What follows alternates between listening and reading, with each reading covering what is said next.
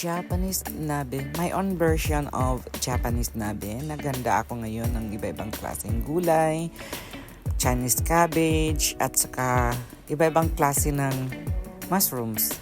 Una muna, piniprito ko yung manok para mawala yung langsa. Then huwag mo siyang lalagyan ng tubig. Ang ilalagay mo, itong may panghalo na talaga siya na parang soup na may timpla na. Then, pag medyo luto na yung manok, ilalagay mo yung iba-ibang klase ng mushrooms. Then, Chinese pichay. So, yan na, pinakuluan ko na.